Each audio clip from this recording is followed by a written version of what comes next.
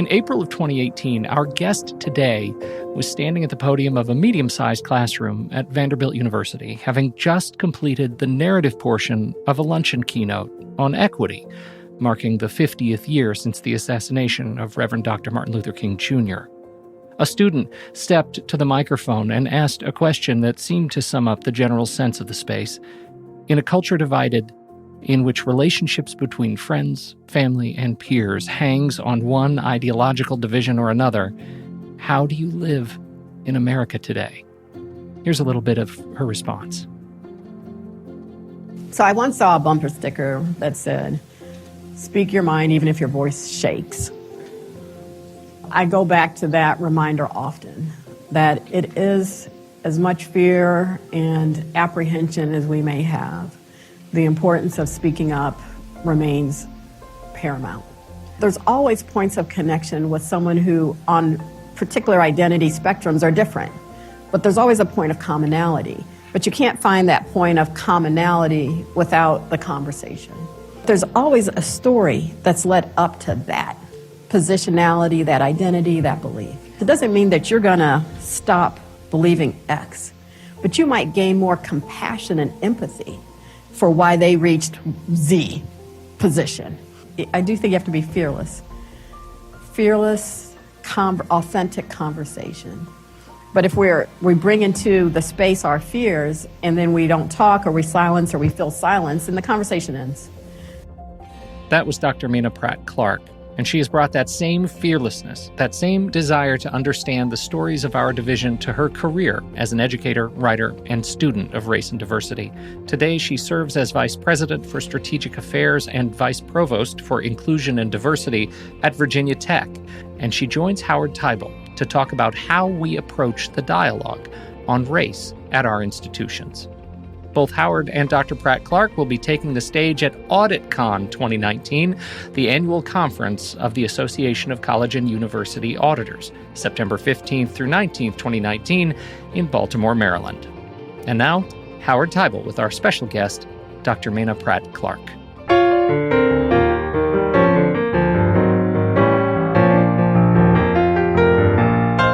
Welcome, Dr. Pratt-Clarke, and thank you for being on the show. We're really excited to have you here. Oh, I'm delighted to be here. Thank you. So you and I are going to be speaking together at the Association of College and University Auditors Higher Education Summit, known as AuditCon, in Baltimore, Maryland, September 15th through 19th, talking on a diverse array of issues. So I want to first give you a chance to share a little bit about your background and how you got to where you are today.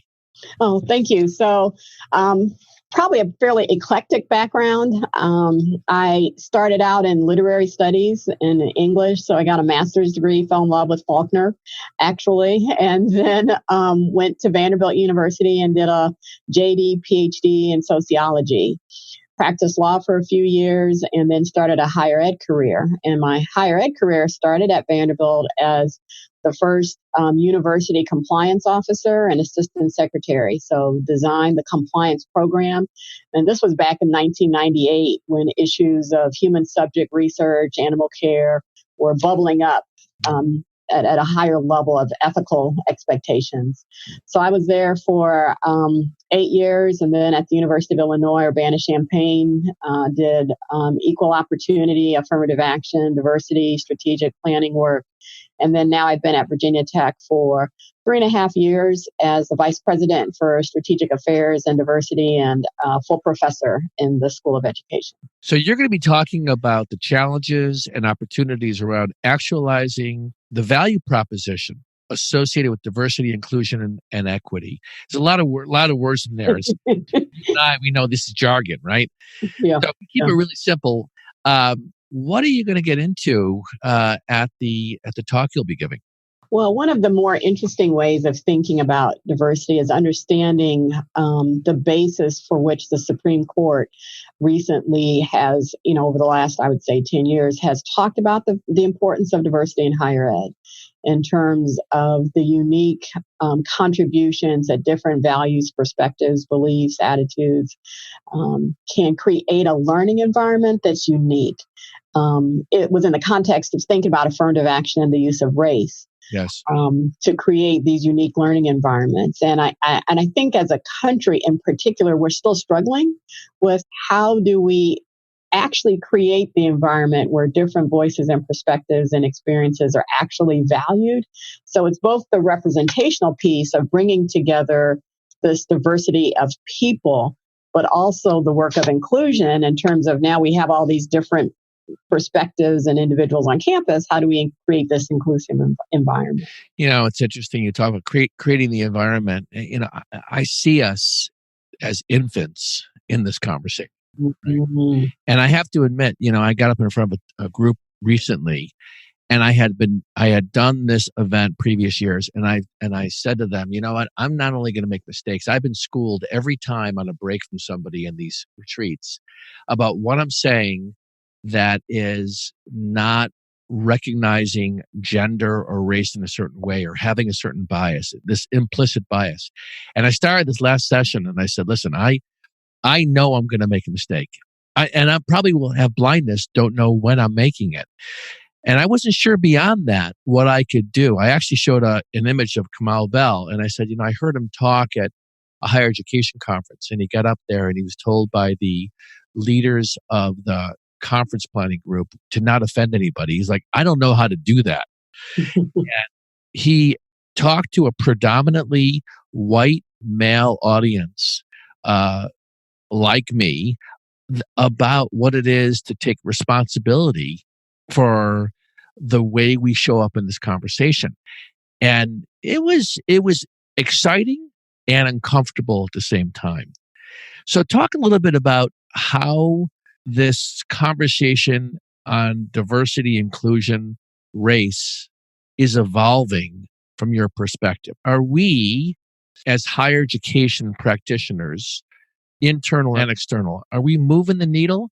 If we are, in what way? Because it seems really damn slow. Well, I would say the needle is moving all over the place. So I don't know if it's necessarily moving in a linear direction that we would hope for.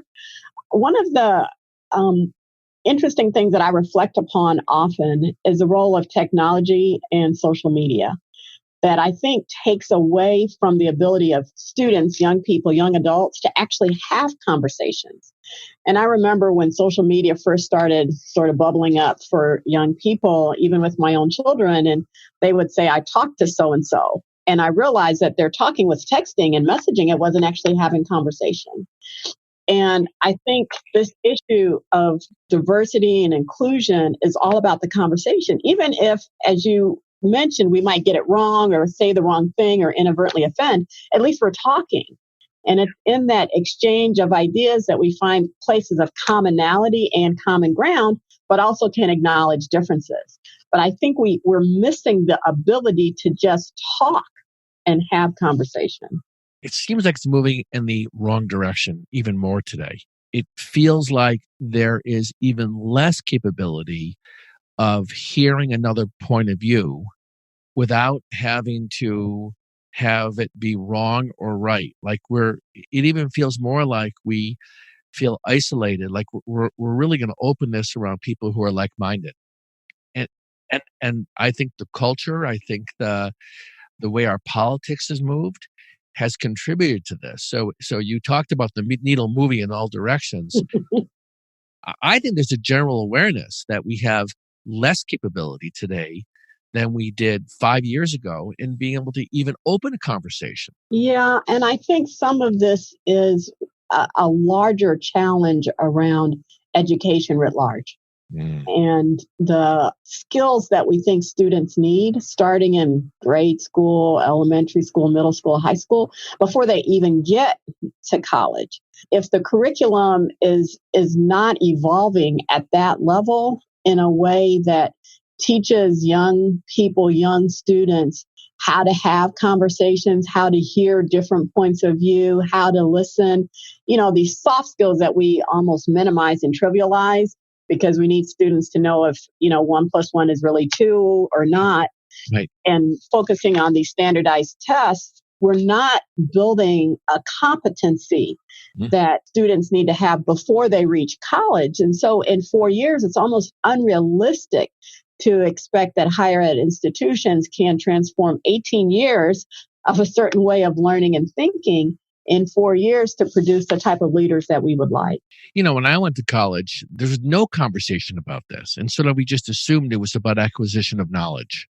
Mm-hmm. But your point's really interesting that there's a different kind of competency we need to teach students or we need to engage them in. But I find it interesting too, and I'm sure this is the case, that when you talk about diversity, we're also talking about the people who are delivering education and also the support functions on administration.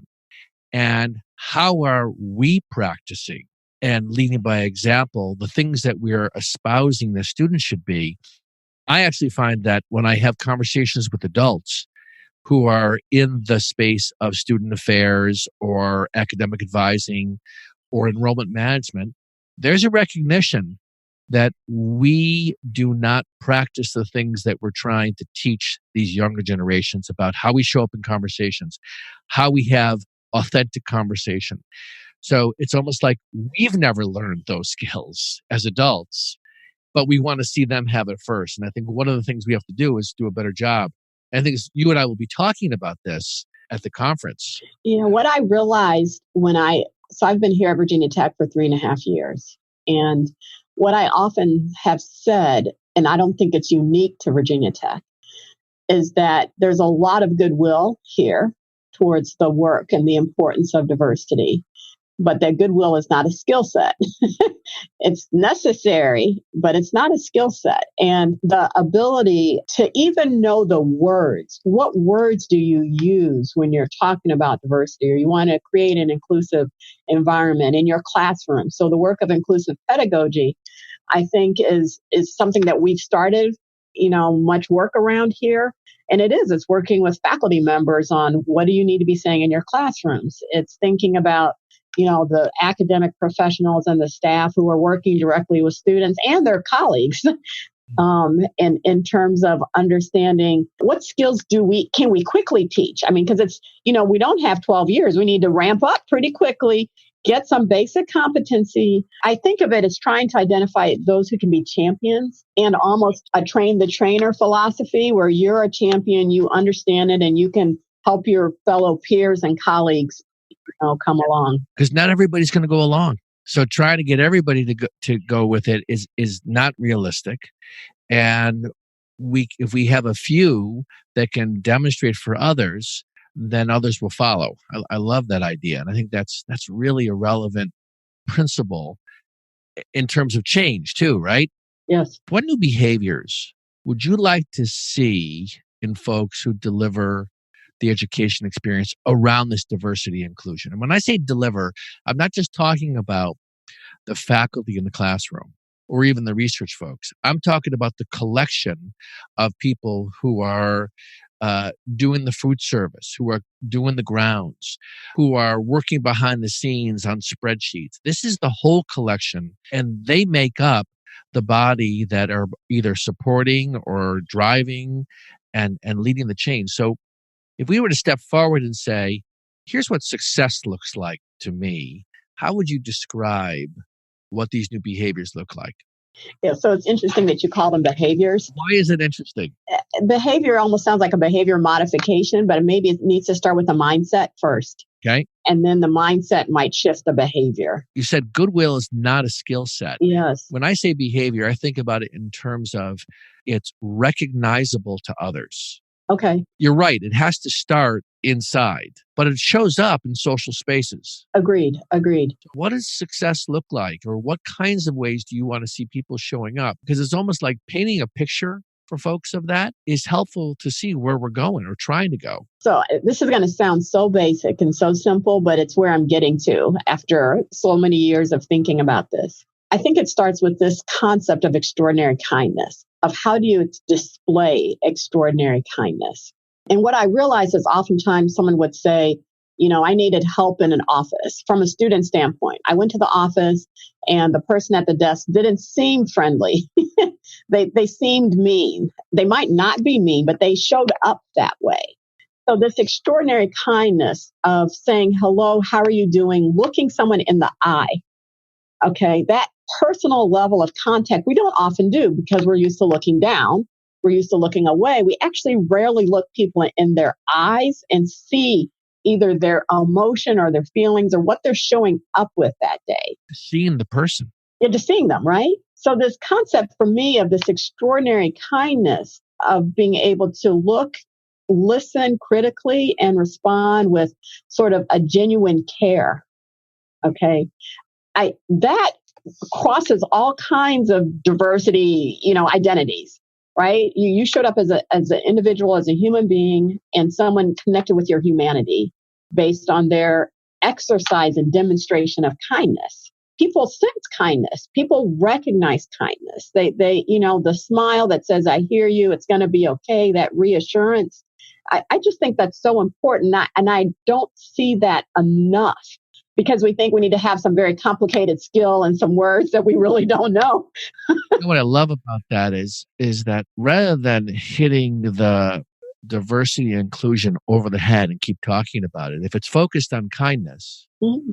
and you're in the presence of someone from a different race or a different culture, you're going right to the matter of what does it mean for me to show up around them? If they say, you know what, it was nice to spend some time with you. Maybe your premise is, tell me if this is true, the other stuff will follow. Mm-hmm. As opposed to having it just be focused so exclusively on, are we making progress on race? Yeah. Focus on kindness. Mm-hmm. And I don't want to dismiss that we walk into these conversations with prejudices and biases. I've never heard it like that. Extraordinary kindness. I love that as the principle. Hopefully you're going to talk about that. Yes, I will. I mean, what I've moved away from is saying, I believe if you walk into a room and you say, let's have a conversation about diversity, those who are underrepresented or marginalized identities are going to be like, oh, right. Majority populations are going to also be like, oh. But if you walk into a room and say, let's have a conversation about building community, they're like, okay, yeah, let's talk about community. Let's talk about friendships. And maybe we'll talk about friendships across difference. And at some point, I do think we need to have those hard conversations about racial differences, about gender differences, about gender identity, about sexual orientation, about religion and disability. We need to have those hard conversations, but you can't start with that. Do some people react to this by saying this is avoiding the core issues, people that really feel marginalized? For me, I'm very clear that we will get to those more challenging conversations, but we have to be able to start from a place that furthers dialogue. Because if you come in immediately with this hardcore, I'm angry, I'm upset, let's talk about this difficult issue, in a context where most people do not have the words to talk about it. Right. You can't even get there, and you're going to shut people down. The wall's going to come up, the defensiveness, and people are very comfortable shutting down. Mm. And so if you want to even get a dialogue going, I think you have to start at a point of, hey, let's talk about community. What's community to you? What's friendship? And then you stretch it. Okay, do you have friends from different backgrounds? Do you have friends across race? Maybe it's yes, maybe it's no. What have those friendships been like? Those are conversations people can genuinely engage in authentically without the barrier.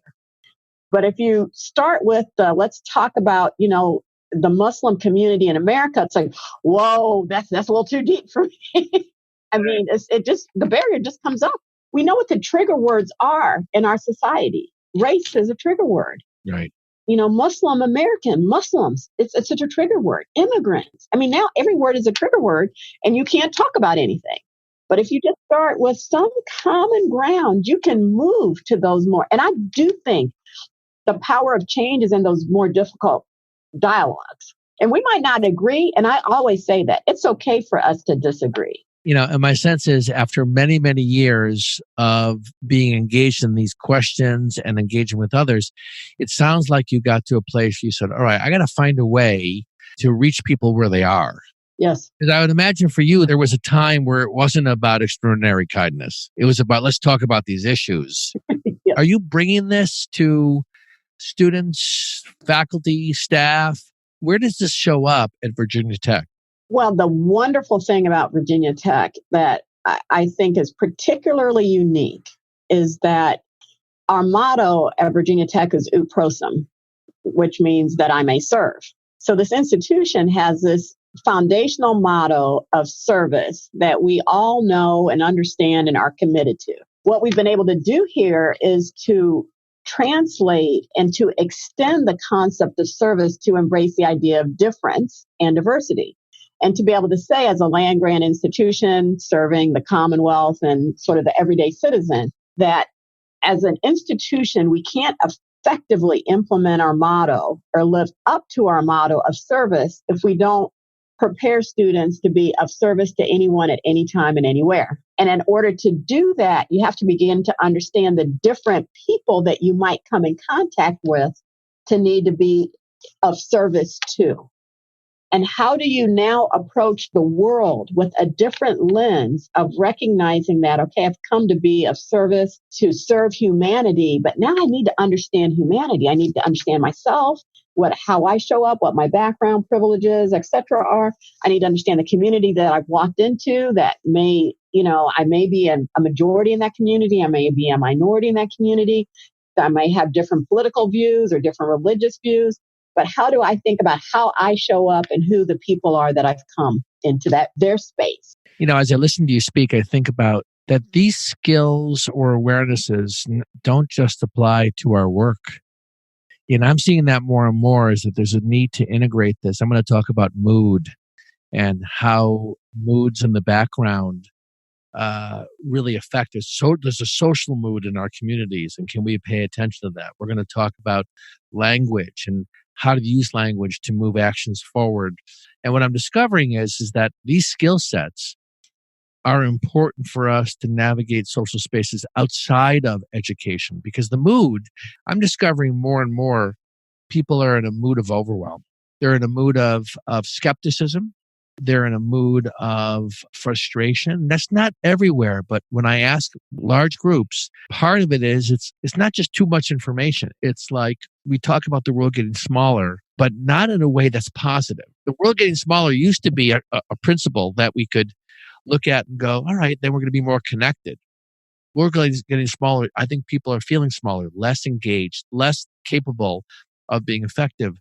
When you think about this work, are you seeing this also showing up as important for in your personal life, in how you show up, not just at work, but how you show up at home? So the shift in my own personal growth, I would say, from studying as a young college student, African American history, which was my minor, and learning about just the complicated experiences of African Americans, and starting to understand my own parents' life experiences. I just finished a book on my mother's life and her journey from picking cotton during the Great Depression to becoming a college professor, and thinking about the history of race, class, and gender in America over a 100-year period. And understanding that for me as an African American woman, I couldn't allow the pain and anger of my ancestors' experiences. My father was born in Sierra Leone in West Africa, which ironically, the Freetown and the descendants of formerly enslaved people in America going to Freetown in Sierra Leone. And it had a very complicated journey in America as an African immigrant. And so for me, my parents' ancestry and their experiences, particularly around race and racism and the civil rights movement, shaped me as a young woman, college student, and then studying more formally African American history. I had to get to the point where I wasn't angry all the time and feeling disempowered as an African American woman in the United States. And so I had to work on my own self and try to, and I think studying law and sociology at Vanderbilt helped me to do that, to think about the world differently. So law school helps you to see that nothing's black and white. Everything's gray. There are multiple sides of every argument. And then sociology helped me to get a better understanding of how to think about and talk about social problems and identity, race, class, gender, who we are, and to think about solutions. And so for me, the educational training helped shape the words that I needed to be able to talk about issues, social problems and issues of the human condition. And so I've been able to grow not just professionally, but personally as I try to navigate these spaces in America, not only, as an African American woman, but as a mother of a daughter and a son, as a woman who's married a Bahamian man. So you have the whole Caribbean influence that and understanding that dynamic as well. So the African diaspora has played an important role in my own understanding of my identity. Boy, this is such a relevant topic. Now I'm excited to see your talk. You and I are going to be there together. I can't wait to see how this engages the audience of primarily people that live in the world that where you not started, but this whole compliance area and how you inspire maybe a couple of people to take this back to their school. We're going to make available the book so that they can see what it is. So we'll give people a chance to find that book easily from our website. Where else would people go to learn more about the work that you're doing in this space and how you've evolved? I love the extraordinary kindness principle that you're bringing here. But just give us a sense of where else people can learn more about what you're doing. So a few years ago, I started a blog on my website. So my website is menahpratt-clarke.com. And it's discussed a range of issues. So there's a decent amount of discussion about issues of diversity and difference, but also about leadership, because I spend a lot of time thinking about leadership and how to lead effectively. What are lessons learned in different places and spaces about effective leadership? I think a lot also about sustainability of change. So when I started here at Virginia Tech in 2016, the fall of 2015, across the country, African American students were demonstrating. Some of it was related to the St. Louis issue and police violence, but then it just translated to college campuses and a disenfranchised Black students with their experiences. And I realized that what they were asking for were the same things my parents were talking about, 20, 30, 40 years ago. Issues of, the cultural competency on college campuses, curriculum addressing African American issues, cultural centers, diversity of faculty. And it made me think that as a country over 50 years, let's say, had nothing changed, such that college students today were talking about the same issues a generation ago. And what had occurred to me is I don't think that nothing changed. I think there were changes, many of which were positive. But the changes on college campuses happened through the extraordinary dedication of singular individuals. And so when that person, Bob or Sally or Mary Jo or John, left or passed away, the program that they led and championed also fizzled. And so the work of diversity or affirmative action or change on college campuses was never institutionalized. It wasn't sustainable. And so the work that I focused on at Virginia Tech in particular now has been grounded in this concept of what can be sustainable institutional transformation. What's the structures we need to put in place? And how do we get it to be bigger than just the person? Oh, absolutely. Right? Because in one breath, your point earlier was champions. Champions move things forward, but if left to the champions, they are eventually going to leave and then the thing dies. So that's the inherent dilemma of focusing on people stepping up. They at some point step out. Right. And then these things leave. Yeah. Right? It's a really interesting observation. It makes for a very compelling understanding about why change efforts don't continue. Because when the person who is really pushing for it, and I can think of someone in my life right now at an institution, if this person were to leave, mm-hmm. much of the progress she has made will also likely end. Yes. No, it's actually, we can think about it in this context of diversity because that's my current lens. But if you look across the history of higher ed institutions, the institutions that move forward and grow and innovate are those that have created a structure that continues to perpetuate even in the absence of a champion. right? So you have more champions. It's part of the culture. It becomes a way of being at an institution that then sustains that change. A good example for me that I recently talked about is schools that at some point a set of leaders came together and declared, we are going to go from being all male to co-ed.